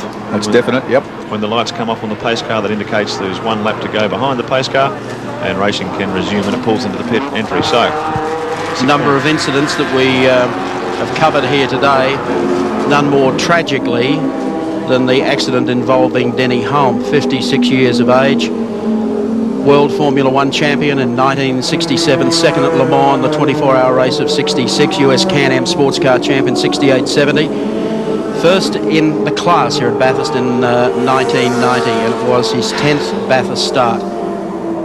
And the sad news is that Denny Hulme has passed away in Bathurst Hospital following that incident earlier today down Pitt Straight, where he struck the wall and came off across the circuit into the other side of the wall. His friends and obviously his relatives have been informed. Most of them are here at the circuit. So to all those close friends, those hundreds of thousands of friends of Denny Hulme who watched him race in a marvellous career, we pass on our sincere condolences. And the order still, the number one car, Jimmy Richards, Mark Skaife, Mark in the car at the moment, leading the great race over Anders Olofsson in the second Winfield Nissan, and Tony Longhurst, the 25 Benson and Hedges car, running in third spot. Fourth is John Boundick Johnson in the 17 Shell Sierra, and the Mark Gibbs car still in there, hanging in there despite all the problems, and they're followed by car number 16, Alan Grice and Win Percy. So we go back to racing. The battle-scarred Peter Jackson Sierra leads them across the line for the first time as the leaders begin to pick their way through the back markers. The Winfield Nissan's tucked in there. Ooh. That was a bit of late braking there, but it looked like it was perhaps Manuel Reuter. Sure was. So, after dozens of laps behind the pace car, we're back to racing in the 2 East 1000. Let's hope the weather continues to lift. There we are. A fair bit of low-level cloud, but visibility improving all the time. Mark Skaife at the wheel of the Winfield Nissan GTR, the car that once again won the Australian Touring Car Championship, second year in succession. Mark Skaife, boy, what a career he's having. 25 years of age, and he's won just about everything there is to win in Australian motorsport. Australian Touring Car Champion, Bathurst winner, Australian Gold Star Champion. Now he's won a category in off-road racing. He's also Australian 2-litre champ. He's got an enormous pedigree developed over a very short period of time. Mark Skaife, hard at work. In Mazda Forest Elbow, car number 3, the Lansvale Smash Repairs Commodore, driven by Ashby and Reed. Trevor Ashby was at the wheel.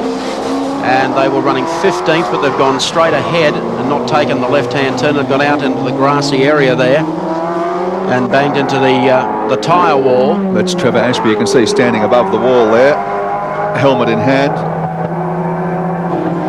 Pace car is on the track as it had to be until they can clear this out of that corner. So this is the fourth time.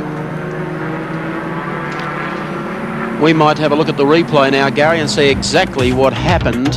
Oops, I know what's happening. Straight under the camera, and he's gone straight into the wall. Well, as soon as he got off the blacktop, and I think it locked up, there was nothing there. There he goes, straight into the tyre wall, just at Mazda Forest Elbow. Cars travelling close behind were able to get through, of course, because the car wasn't blocking the track, but it's not really something you want to leave in Mazda corner for the remainder of the race and have someone else run off and do exactly the same thing. The car's still coming down. It'll only be a lap or so under the pace car, I would think. Dickie Johnson. Gee, I tell you what, he is hanging on like you couldn't believe today. It's a day for the old pros, Dick. You never know, Mike, do you? Do you never know? Do you reckon you could, if you could do a pit stop for a bit of a four-wheel drive adjustment, it would help? Oh, mate, you wouldn't believe. Bowie, this is Bowie's car that he used all year. Yeah. And you know, he likes, you know, these little bits and pieces in the car. He's fairly fussy, you know. And he's got pipes coming. There's more donkey's things in here than I've ever seen in my whole life. They're here, they're here, they're here. And all they're doing is filling up with water and blowing water all over the inside of the windscreen. So I need a wiper on the inside as well as the outside. So how's the car running? It's fantastic. It really is fantastic. But as I said, what are we? Almost halfway, but gee, we've still got a long way to go. Yes, there is a long way to go. If it goes full distance, I hope you got a good set of floodlights. Well, I tell you what, I don't think I've got any floodlights. The lights are covered on the front, so I might have to get a couple of one of those ones with the stick-on doobies on the side here. Dick, what's it feel like when you're running in these appalling conditions and the turbo cuts in? You must lose all traction at over 200 k's. I can tell you, Doug, it's like chewing the leg on a chocolate frog. It's about that much fun. It's not an experience I can relate to, but I'll take your word for it. Dick Johnson. The great race will continue. We'll be back to green flag racing in just a moment, because the pace car has the light off and it is bringing the field down the straight as the number 10 Moffat car, the Synovus Vitamins entry, is back in the pits. They were running in ninth position at the time they went to the pits, but they'll want to get a move on with racing about to resume. You can see how that line's drying out, Gary. It's going to affect the tyre selections. I know that the Shell team are down there with a set of intermediates ready to go. We've had the opera glasses on those, and the boys are going to be working out now with this blue sky imminent whether they want to go and do intermediates and move to slicks, or whether they're going to stay out on these wets to the point where they can do the one tyre change before they run home. Well, it's a critical decision too. Certainly is. We've got the light out on the pace car. It, as it pulls off, is car number 1, the leading Nissan, leads them up. Sunshine for the first time today here at Mount Panorama. You won't believe the bad luck that's befallen Alan Moffat once again. A rear differential has failed, and Alan's been in here for 2 or 3 minutes already. Greg Hansford sitting disconsolately at the wheel. You can see the work going on under the car. These 9-inch differentials were developed in Australia because they were supposed to be bulletproof compared to the original diff setup that the Sierra had. They should be able to run thousands of kilometres without any trouble. But bad luck has befallen Alan Moffat once again. Differential failure on the car 10, and it was running in a very strong 8th position. Another piece of brilliant 7 technology there that we now kind of take for granted. We affectionately call it stick cam. And without getting in anybody's way, this tiny camera at the end of about an 8-10 foot rod, you can just slip it under the car, catch all of the action without inconveniencing the pit crew in this critical work. Interesting stuff now on top of the mountain. Dickie Johnson at the wheel of the 17 car, and car number 2, Anders Olsson back in that car, signalling to the drivers as they come through there on the way to Forest Elbow. Well, we have the traces of a dry line starting. And traces of competition as a result. It's definitely going to make for more interesting viewing, I'm pleased to say. It's the battle for second. Another drama, Mike. Look, oil flags are out. We've got oil on the track somewhere. We'll have to follow that. Now Johnson trying to stretch the Sierra.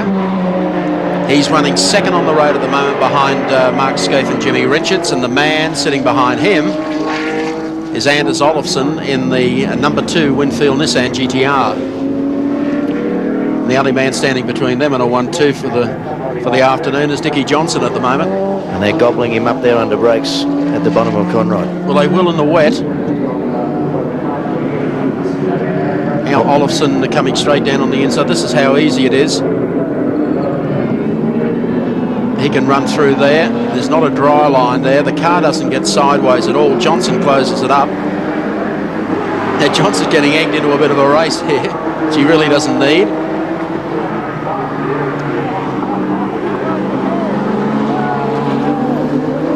And a straight line, if they could find a bit of straight line here, it'd be interesting to see what Dick can do with the GTR, but it's like waltzing on ice at the top of the mountain because there's no dry line up there. Look at this, Dick. I don't know if he appreciated that. Well, Dick would want to be in front going over the top of the mountain because that's where the Nissan has the biggest advantage with the four-wheel drive in these damp conditions. My information was that they've already rolled the slick tyres out for the next pit stop for the 17 car. It's a moment with one of the little cars. We're now at the halfway distance as car 74 takes a little reverse there. The GIO car was in 5th position, stopped on the side of the road. They've been able to fire it up and they're heading back to the pits. Blowing a lot of smoke when it pulled up and not blowing any smoke now. And some damage to the front right as well. Is that had it coming together with a Sierra? Who was that he came together with? One of the Sierras. Ken Matthews.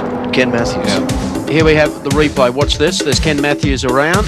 He gets hooked up with the GIO car, and there was the Mobile Commodore up on the inside.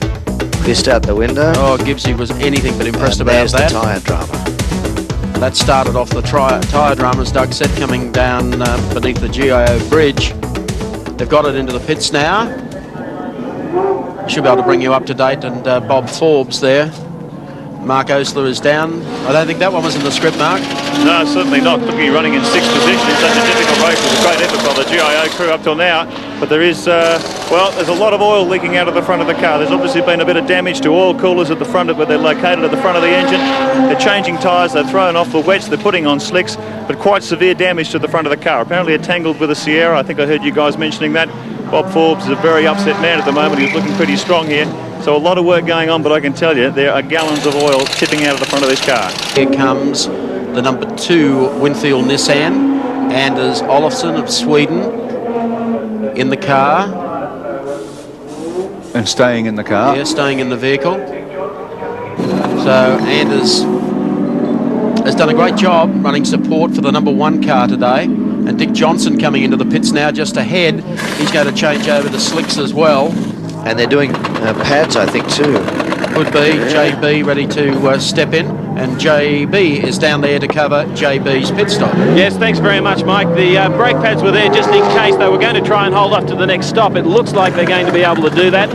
And otherwise, it's just a straight driver change and tyre change onto the slicks, as was quite rightly pointed out. Topping up of the engine oil. They want to get this one out of the way quickly. The only gamble with, of course, leaving that brake change out is that if the brakes wear down a little hard, it can make the later change a little difficult. But I'm sure they've worked that out. And in 34 seconds, they're off and running with John Bow in the car. And while all that was going on, Johnny Brady, the number 2 Nissan has rejoined the race. Anders Olofsson still at the wheel, and as a result of that pit stop has overhauled the Shell Sierra, and they've swapped positions. So 2 rejoins in 2nd, 17 in 3rd. Race leader is still the number 1 car. Peter Jackson Falcon V8. Been a very impressive debut here at Mount Panorama. Basically an untried car. And AJ, our former Formula 1 world champion, concentrating. In 11th place. haven't had the opportunity with race cam before to watch Alan Jones. Been sensational, of course, in the BMWs. Just like another day at the office. It's a different look to Seaton, though. You've got to put the wide-angle lens on when you're trying to get pictures of Jonesy. He can't hear me, can he, Mike? Oh, I just hate to think that he could. He's a violent man. Okay, number 1. The leading car coming in for its pit stop. The 2 car has been and gone. This should be a quickie. Yes, in and out without surrendering the lead, I would imagine. Freddie Gibson stands at the front of the car. Mark Skaife staying in it by the looks of things. And Mark Osler is there. Mark Skaife indeed staying in the car. Just had a check of the brake pads. This thing is not using a lot of brake pads. Very impressive performance from the car. But the pits are so tight that we've actually got to move out of the way. They've gone backwards. Now they're going forwards. Very slick stop. They're actually back on the ground in just under 24 seconds. Remarkably quick stop from the Nissan team. Split times on the Caltex scoreboard. Of course, Richard and Skaife continue to lead. 26 seconds the margin now over their teammates, Olofsson and Crompton in the second Winfield Nissan. And 37 seconds the margin over third place getters car 17 Johnson. And about fourth place, Longhurst and Chicotto still the Benson and Hedges BMW, and rounding out the top 5 in car number 16, Alan Grice and Wyn Percy. Wyn Percy comes on to Conrod straight. And the sun is out, and that must feel good for a palm. What about it, Wyn? Well, it looks pretty good at the moment. The weather's a lottery, obviously, but we seem to have got over the worst of it. This is a very fast part of the racetrack through here, and the car looks beautifully settled today. These brakes are just unreal. They're wonderful. That's our strong point, I think. It must be a delight to have some fine weather. That was atrocious early in the day. Don't ever let me hear Australians complain about Silverstone weather again. It's never that bad. That was awful. How strong does this car feel, Wyn? Very, very strong. Really, really pleased with it. It sounds fabulous. Just a little bit busy then, sorry. Yep, I think the fans are really loving it. Yes, they certainly are. Wyn heads off Repco corner. Whew, straight over our camera. He's got the GTR hauling after him. It's 1 lap down actually at this stage. Wyn Percy 1 lap down on Skaife and Richards. It's a little camera hanging out on the back winglet of the Commodore. That's how close he goes to the wall. What are those cameras worth, Mike? It sure saves on the cameraman, though. Yes. But it is a great view. It's got plenty of muck over it today, but just watch this as they come down to Skyline. I think that's the Wayne Gardner car just up ahead. Yeah.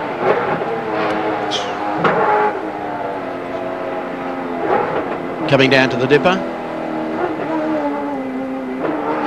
They're great pictures. They certainly are.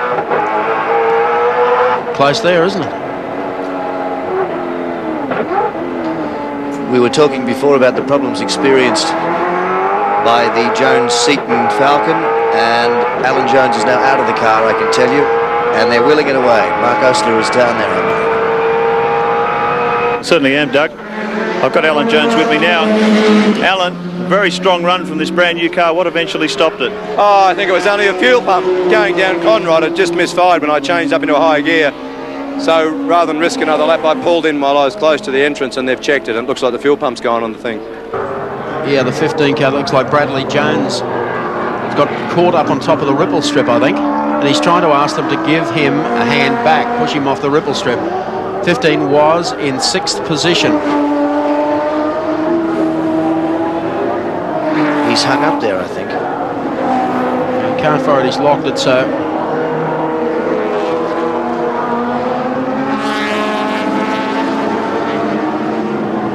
Marshals are trying to see what they can do to help. He's just poised over there. That's not the safest spot on the road. There's some torment going on now for Bradley Jones. Wipe the sweat from his brow, shrug of the shoulders. It's just nothing he can do. Frustration. Frustration, embarrassment, and just a bit of paranoia. That's not a great place to be stopped, Gary. They can only deal with the guys who are on the spot there. And and they might, yes, they're having some success now to try and get it off the ripple strip. The gear stick was stuck, can you believe it? I've just had words through. Look at this. He's going to have to get it all the way around and back in again. Let's have a look at the replay as they come through there. That's the Supra going through, and he gets it around sideways. He's got it all locked up. Tries to bring the tail around. That'll bring the front back over the ripple strip. That doesn't do much for the front air dam, and then he's got it wedged on top of the ripple strip. So that's what happened to young Bradley Jones. So Bradley comes in. Andy Raymond's there. Yes, and down here at the Holden pit, obviously putting on the new front spoiler after that little incident. Bradley Jones looking quite comfortable though in the driver's seat. They're also putting on some new fresh slick tyres. The other car, the number 16 car, Win Percy, will also be coming in soon. It looks like they're having a little bit of problem here getting the front spoiler on. Bradley Jones sitting there as they wipe the front windscreen. Quite a lot of dirt, dust and a little bit of mud still up there from when it was rainy a little time ago, but everything going fairly much to plan down here for the number 15 Holden. Thanks, Andy. I tell you what, if looks could kill, poor old Brad Jones, he must feel awful at this stage. They were running there strongly. It only takes one little incident. The whole game plan is out. They've at least been able to get the spoiler on, but may have done...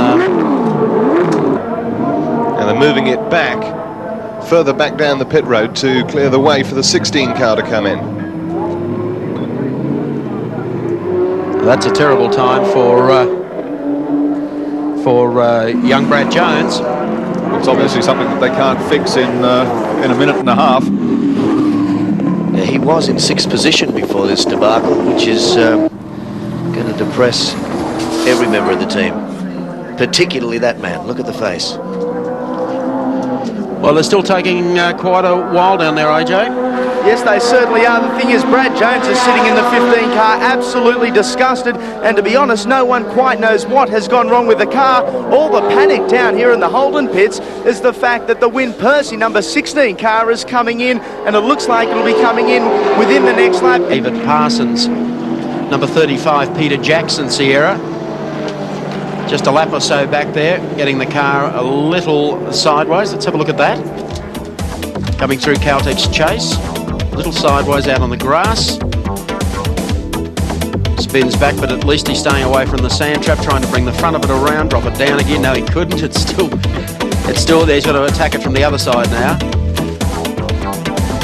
Get it pointed in the right direction. Wayne Park and David Parsons. Whoa. And the whole idea is you just have to keep it going. Get out of there. You've got it back onto the racetrack. Hasn't done any harm. He's up there and percolating along nicely, heading up Mountain Straight.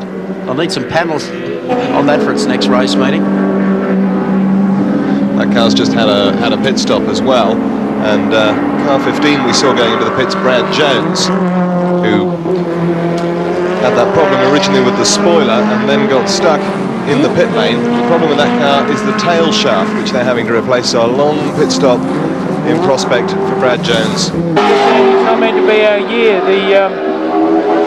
The car's jumping out of second gear, so I've been using third most places, and I got pretty close behind Tony. I went back to second just by habit and jumped out about halfway around the corner. So it's just one of those things, I guess, a bit like the tail shaft. When that's what happens. The 30th anniversary, great race, the Tooheys 1000 from Mount Panorama, and our chopper cam shows you on lap 102 out of 161.59 remaining that the entry of Cotter and Dillman, the BMW M3 sponsored by Impala Kitchens, has run its race. If you can't stand the heat, get out of the Impala. And here's the man at the moment, Mark Skaife, driving the wheels off the Nissan GTR today. The HRT Commodore sitting in behind him.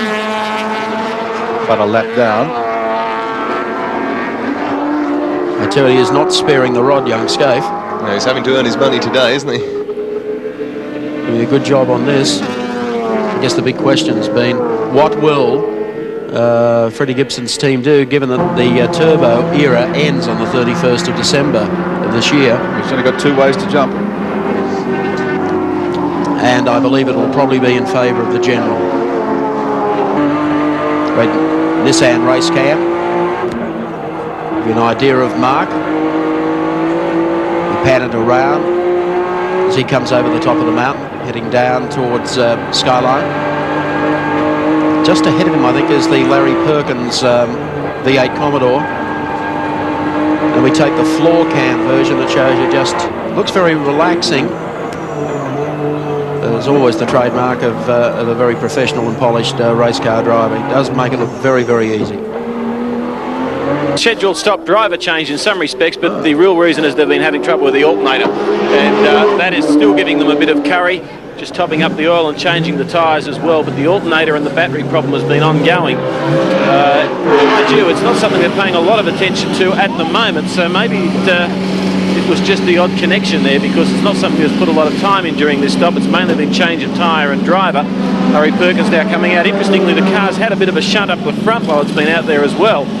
So, and now more trouble. I think Steve Harrington is pointing to the crew. Seems to have some sort of problem, but he hasn't cut the engine, so you would think they would be going shortly. But this has been a fairly lengthy stop for what was really hoped to be just the changing of one connection. Trouble's the back left-hand wheel. It's now done. They're off. But that's cost them a bit of time, and they haven't really had a lot of time to play around with all the mistakes they've had. Rejoining the race in 12th position is the Perkins-Harrington Commodore, Bob Jane sponsored entry, and we go back to race leader Mark Skaife. Young man in a hurry, and he's in such a hurry he's achieved almost everything at the age of 25. The Australian Touring Car Championship, defending champion here in the Tooheys 1000 at Mount Panorama. That was after having finished second in the Touring Car Championship of 1991. He's also the Australian Drivers' Champion, and originally from the central coast of New South Wales, but now firmly ensconced in Melbourne, headquarters of the Winfield Nissan team. We've got some of the telemetry from Johnson's car in the hands of Johnny Bower at the moment. There you are. You can see what the car's actually doing. This is the way they monitor the health of these vehicles as they race back in the pits. Yeah, very often the guys in the in pit lane actually find out there's something wrong with the car before the driver does, before he gets a chance to look at the gauges, and you can see the turbo boost pressure there in the middle going up and down as Johnny Bow presses on the throttle and then backs off either for a slower car in front of him or one of the tighter corners. So we've got a tacho at the top, Richard. Yep. And then we've got barometric pressure, how much pressure we've got in there. Yeah. And we've got speedo there that reads out below that in units. And then you can see what gear he's in at the bottom there. Just drops down to second as he makes his way down through the dipper. Past some of the slower cars.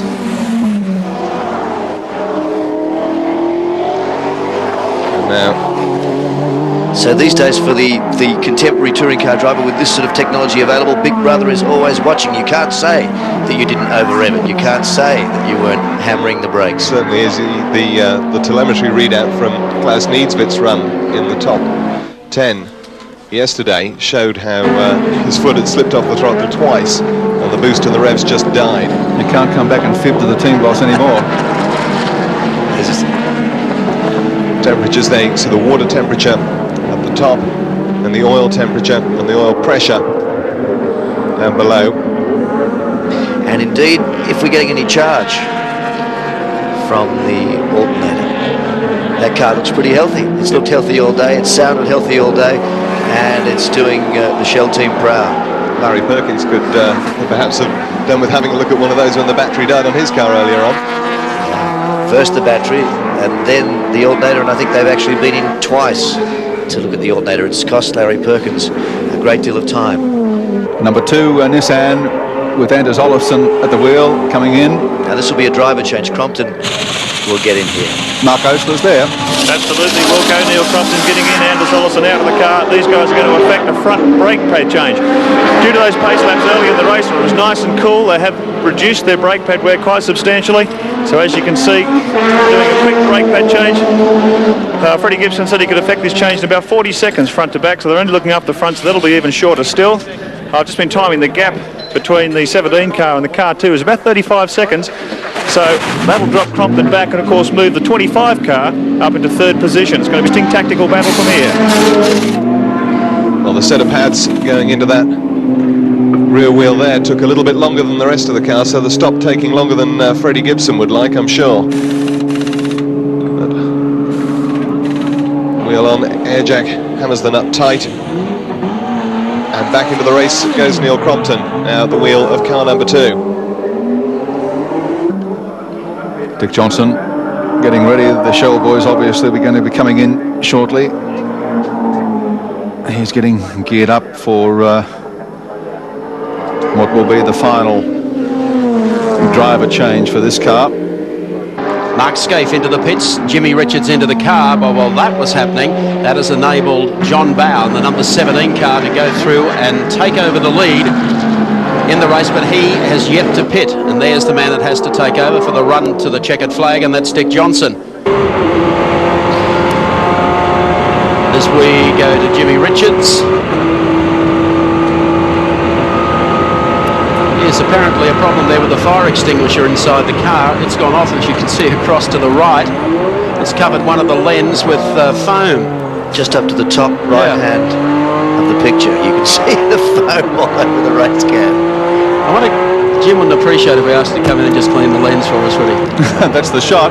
That's the shot. That's why we can't generate race cam out, because the fire extinguisher's gone off inside the car. Actually, it's spitting. We lost a bit of foam there. Let's have a look at it. Don't let it put you off, Jim. So that's the situation as Jimmy Richards goes through. Dick Johnson jumping into the number 17 Shell Sierra, the new race leader. They are changing tyres. They're going to have a look at the brake pads. They're not quite sure if they're going to change it. Team manager Ross Stone, I only spoke to seconds ago, said they are going to have a look at them. This is their last chance. They do have the lead and they don't want to give it up. I say that as the Nissan of Jim Richards goes straight past the start-finish line. It doesn't look like they're going to change the pads from here. Just as I say that too, they do. This windscreen getting a bit of a clean. Johnson's ready to go. A face of stone. John Bow gets out dripping wet, but a very happy man. And everything seems to be going to plan. The back wheels are fine. We're just waiting on the 2 front wheels as they simultaneously put the pads on now. It will only be a matter of seconds here in the Shell pit. This stop is actually taking a lot longer, I think, than the team would wish. 40 seconds, just over 40 seconds was what the Nissan managed to do it in. He still rejoins in second position though. Mark Skaife just come in, the car's gone back into the lead, looking a very strong performance from the Nissans here today. Well, it's been a fantastic performance. You know, obviously the weather's helped us a little bit, but the car's fantastic. That's as hard as you can drive the car just then, and obviously the car's going very, very well. A few spots of rain now falling here in pit lane, and we have a report from Orange, hailstorms. Well, we've had everything else. Well, I don't know. We might get the race in, hopefully, before the hail arrives. Rain, hail, sleet and dark of night. It's a pity that the post office doesn't have an entry in the 30th anniversary race. They'd be a sure thing. Terry Shield, the number 18, Dick Johnson, Shell Sierra. Mark Gibbs and Rowan Onslow. Mark Gibbs at the wheel of the GIO machine was 8th. They came into the pits. Scott and Jason Bargwana on the screen, and they are leading the 1600cc class in the Mercantile Mutual Corolla. 21st outright as well, which is a tremendous performance. There's been a 3-way battle in this category all day between the Bargwana cousins, Peter Verheyen and Jeffrey Full in car 74, and the early leaders in the class, Rick and Neil Bates. They still fill the top 3 placings, and as I said, 21st outright for Scott and Jason Bargwana, and the other 2 not far astern of them as well. Copper pilots have told us that there's more hail in Orange, and that hail is moving this way. Car 55 in 7th position. We just saw it rejoin the race with Andrew Medicki at the wheel. Car 35, the Peter Jackson Sierra entry. The badly banged up Peter Jackson Sierra entry. Wayne Park in 8th position as they rejoin the race. David Parsons, yes it is David Parsons at the wheel now.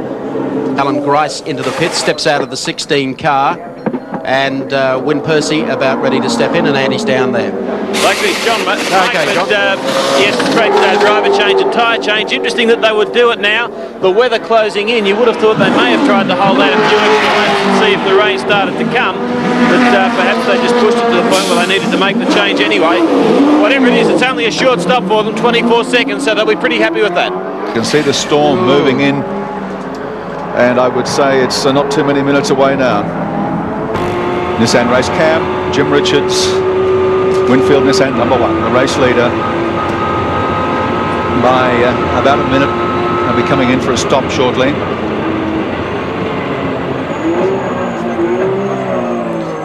To the danger now, they'll probably service the number 2 car, Neil Crompton. And use it as an experimental vehicle. Could do, put Anders Olofsson in the car, who's probably a lot more experienced with wet weather racing, or they may leave Neil in the car. We'll wait and see that. We'll soon find out. Mark Osler is on the spot. Thanks very much, Gary Wilkinson. Yes, Neil Crompton comes in. He's not getting out of the car. And the Nissan crew have been all sorts of consternation discussing with the Yokohama tyre engineers exactly what tyre to put on this car. It's just started to rain quite heavily in pit lane, and they're putting on full wet weather tyres for the run to the finish. 143 laps, but of course, if the weather changes and it gets dry, Crompton's going to be back in again. This could be a fascinating finish to the 2 1000. Freddie Gibson holding on to him. I've got the clock on 25 seconds. The car off the air jacks. Crompton mobile in 28 seconds. Very slick stop from the Nissan crew. Yeah, fabulous stop. Now, anything that Dick Johnson had going for him, making inroads on Jimmy Richards, has now disappeared. With the arrival of the rain, they're all out there on slicks. There's going to be a mad charge through the pits here. There's no point staying out there. It's going to hang around this bad weather. There it is. There's Mark Gibbs going through in the GIO car. The idea now is to just ease it out and bring them on down into the pits. No heroic stuffs on Subaru Straight. You can see the guys have backed them all off, and here comes the charge into the pits. 55, Andrew Madecki is in. He's ready for a full set of wets. Car 28, Kevin Waldock in the pits, same thing. Here comes Dick Johnson. It's a procession. There'll be nobody left on the racetrack. You won't be able to hear for whistle blowing. I know the roughest ride up there must be our helicopter cameraman and our pilots tracking race cam and bringing the pictures. It is filthy outside. Here's Johnson in. Keep in mind, Dick said he's got the headlights covered up with shell decals. Looks like a regulation stop down here, just a set of wets coming on. Andy Raymond is there. Yes, a full set of wets going on. John Bauer is actually going to jump into the car. He's not doing that. The team very concerned about time. Team manager Ross Stone is really giving the boys a lot of hurry up here. As I said, the full wets are on as the Perth Gricey car goes out, and Johnson is just about ready. Now he's going down from the hoist, and Dickie Johnson's back in action. Gibbs Onslow car goes as well. There's going to be a mad charge out of pit lane. Pace car, I think, is going to come out as well. Make sure that cars don't stay out there, because you can see what's happened up there. The 76 it is. One of the Corolla, the 1600cc cars, Calvin Gardner, Jeff Forshaw, Mike Conway. I couldn't quite see which of them was in the car, but he's out, he's okay. We can see that much. Well, he's just okay. Oh, no, Jimmy Richards has hit the wall. Well, Richard, of course, stuck on slicks and no traction at all, even for a four-wheel drive Nissan. Well, here's Crompton's chance to be the ultimate hero. That car is not going anywhere else but the pits this afternoon. The rain is now hitting the commentary booth so hard, you can hear it. I would expect we might see a red flag. I can see them stopping this race. Yeah. They must stop the race. This is it. This will be the end. The red flag will be out before we finish our next sentence, I would say. Well, now, if that happens, what they usually do is backdate the race by a lap or so, which could well see Jimmy Richards and Mark Skaife still taking victory. Listen to the crowd. The top of the hill. This is the kind of send-off, and I don't want to... Oh, no. Oh, no. I don't want to be unkind to Winfield and the Nissan team, but the punters at the top of the hill, this is the kind of send-off they wanted to see for the Nissans. Well, the Nissan's got in. Jim went in gingerly, but he was trying to wipe off speed. Fred Gibson. If they don't stop the race, there won't be any cars left to complete it anyway. It stopped. I mean, officially maybe not, but this is it. This is the end of it. There's no doubt about that. 144 laps gone, and we will not see 145. I mean, I can't believe that we will. Red flag is out. Oh no, just get out of that. Marshall will get hit if he doesn't get over the fence. Red flag is out. The race is over in more ways than one for a lot of these competitors. Well, what in particular for Fred Gibson, Jim Richards, Mark Skaife, what a dreadful end to what had been a brilliant campaign for them here at Mount Panorama in the last hurrah for these Nissan GTRs. I tell you what, the Nissans have hardly had any paint scratched on them since they've been racing. The Daily Planet car involved in that, and two of the 1600cc Corollas. The Bates car is one of them, car 70. I can't see the number on the other. Car 39, 71, is it? Car 71. Yeah, so it was the class leader. And the Bates car was second in the class. Yeah. So that's first and second in the class, both into the wall, along with the overall race leader. The indications are, as Richard Hay pointed out a moment ago, Richards and Skaife, if they've called the race, which they have, may still be declared the winners. They will still be declared the winners. That's as we understand it at this stage. The red flag, as you can see, is out. The race is not just stopped, the race is over. And Mark Skaife explaining exactly what happened, what he saw on the screen. So in the Winfield Nissan pits, they're investigating and trying to count back the laps. We'll wait on the club. Oh, the Marshall's just fallen over in the wet. Not only are the cars losing traction, so are the Marshalls. He just went A over D down the grass verge. Dick Johnson, relatively unscathed. Arm raised. Now, I don't know whether his arm is raised in what he thinks might be victory, but the indications that we've been given is that the number one Nissan will still be declared the race winner. There's the carnage coming out of Forest Elbow.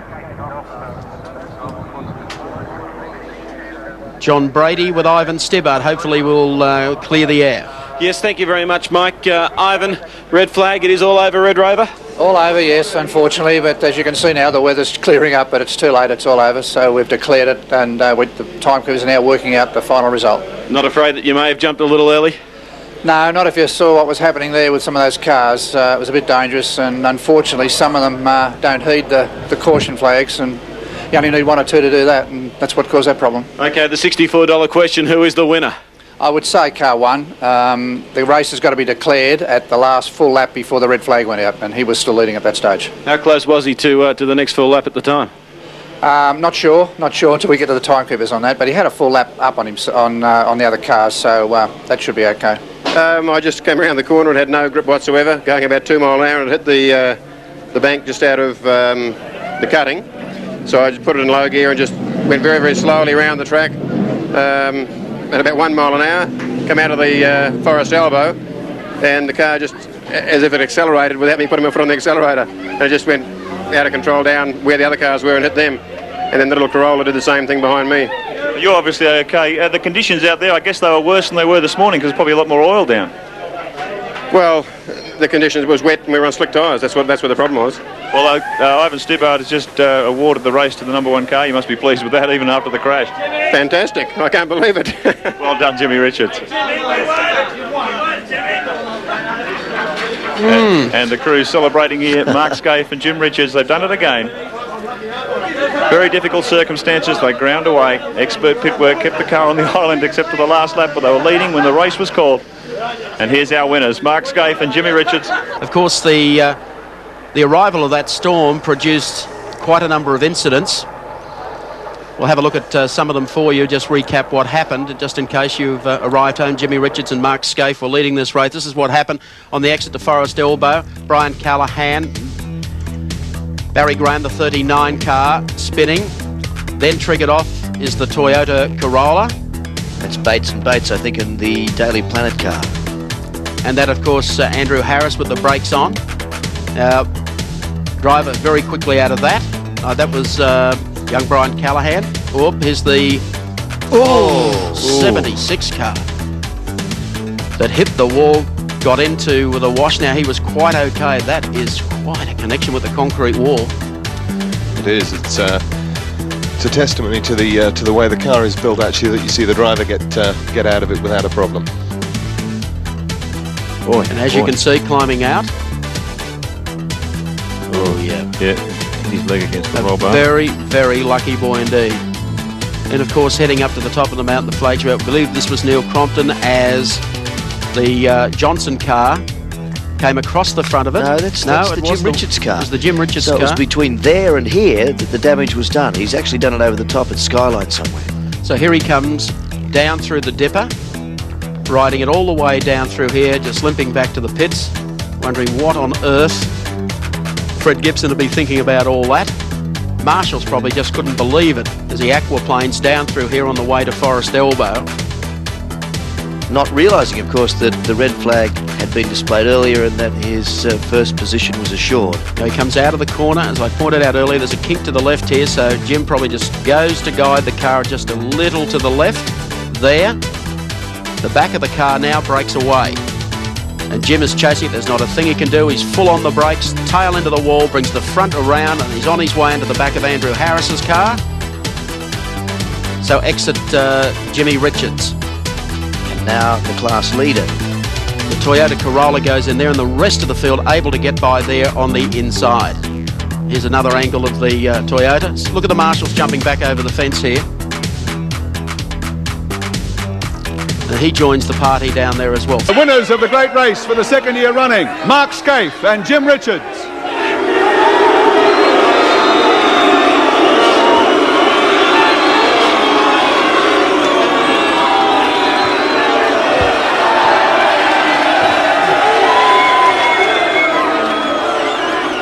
Well, it's a slightly hostile reception.